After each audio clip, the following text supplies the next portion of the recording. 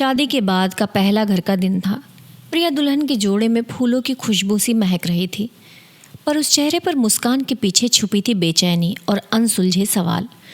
अर्जुन ने सुबह उठकर जब उसे गुड मॉर्निंग कहा तो लगा सब कुछ ठीक होगा, लेकिन जैसे ही अर्जुन ऑफिस के लिए निकल गया, घर की दीवारें अचानक सख्त हो गईं। बहू, देखो अब घर कैसे संभालती हो। सास जी की आवाज़ में तानों की सुई घुसती चली गई। प्रिया ने मन ही मन सोचा, क्या सचमुच शादी के बाद ज़िंदगी इतनी बदल जाती है? क्या वही खुशियाँ जो शादी के दिन सबने देखी थी अब कहीं खो गई हैं? वो पल जो शादी के दौरान सपनों में देखा था, मधुर साथ प्यार भरी बातें, क्या सच में एक दूर की कल्पना मात्र थे? उसकी आंखों में छुपा हुआ डर, दिल के अंदर धड़कती उम्मीदें और चारों ओर फैली सख्त सास ससुर की बातें, इस नई जिंदगी की पहली सुबह कुछ अलग ही थी। प्रिया और अर्जुन दोनों ही मिडिल क्लास फैमिली से थे। दिल्ली के उपनगरीय इलाके में रहते थे। प्रिया एक कॉलेज से ग्रेजुएट थी।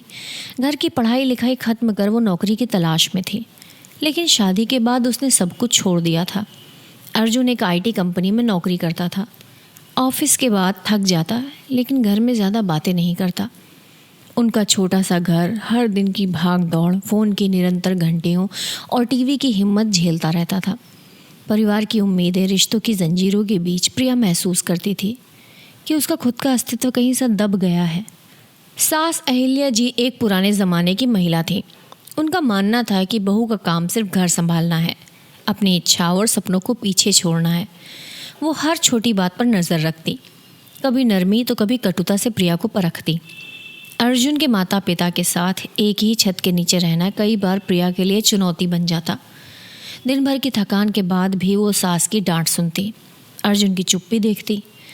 अर्जुन भी मध्यम था, ना तो वो सास के गुस्से को रोकता, ना ही प्रिया के दर्द को समझ पाता। दोनों के बीच के छोटे छोटे शब्दहीन फासले बढ़ रहे थे।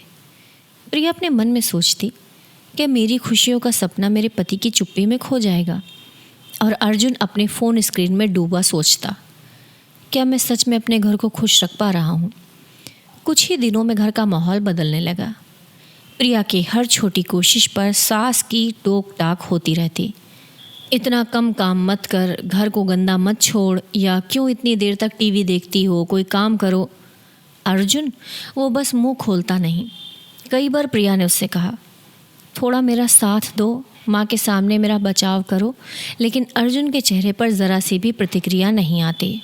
रातों को प्रिया अकेले अपने कमरे की दीवारों से बातें करती, सपनों को याद करती। वो सोचती, मुझे प्यार चाहिए, सम्मान चाहिए, सिर्फ डांट नहीं। उसके दिल में घर की जिम्मेदारी लेने का जज्बा था, लेकिन कोई उसे समझ नहीं रहा था। एक दिन अर्जुन की नौकरी में भी तनाव आ गया।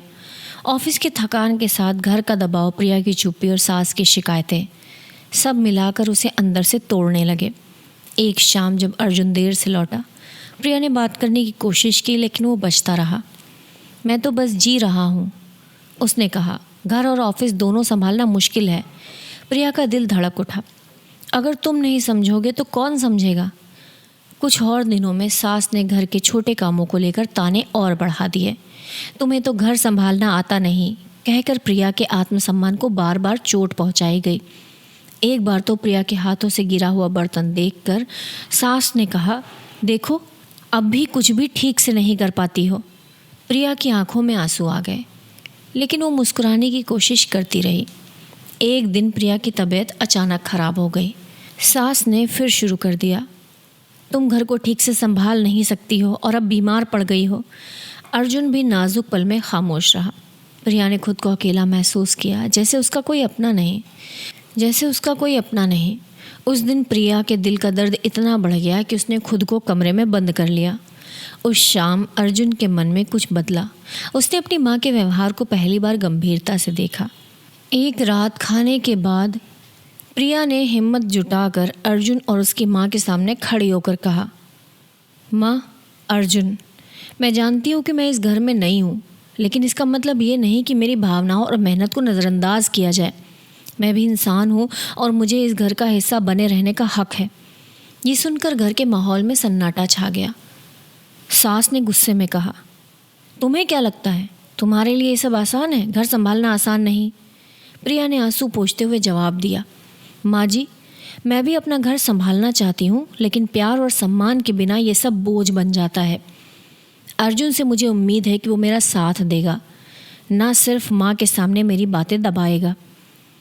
अर्जुन की आंखों में अब पछतावा और समझदारी की चमक थी। उसने अपनी माँ से कहा, माँ, मैं समझता हूँ कि आप चाहती हैं कि मैं घर संभालूँ, लेकिन मैं भी अपनी पत्नी का साथ देना चाहता हूँ। हमारा रिश्ता सिर्फ आदेश और काम से नहीं, बल्कि सम्मान और समझदारी से मजबूत होगा। सास की चुप्पी और अर्जुन की ठोस बातों ने माहौल को बदल दिया। प्रिया ने पहली बार महसूस किया कि लड़ाई लड़ने से, अपनी बात रखने से प्यार कमज़ोर नहीं होता, बल्कि मजबूत होता है। इस बहस में उनके बीच पुराने दर्द, उम्मीदें और एक नई शुरुआत के बीज भी अंकुरित हुए। उन्होंने एक दूसरे की आंखों में देखा, जहां अब केवल सवाल नहीं, बल्कि समझ, प्यार और एक दूसरे के लिए सम्मान की चमक भी थी। ये कहानी हमारे समाज की बहुत सी असलियतों को सामने लाती है, खासकर उन महिलाओं की ज़िंदगी की शादी के बारे में जिनकी ज़िंदगी में प्यार और सम्मान के बीच तालमेल बनाना मुश्किल होता है। पति का सही समय पर साथ देना कितना ज़रूरी होता है, ये कहानी इसे भावुक और जीवंत तरीके से दिखाती है। इसी तरीके की और कहानियों को सुनने के लिए कथावाणी चैनल को ज़रूर सब्सक्राइब कीजिए। मिलते हैं आपसे अगली कहानी में। धन्यवाद।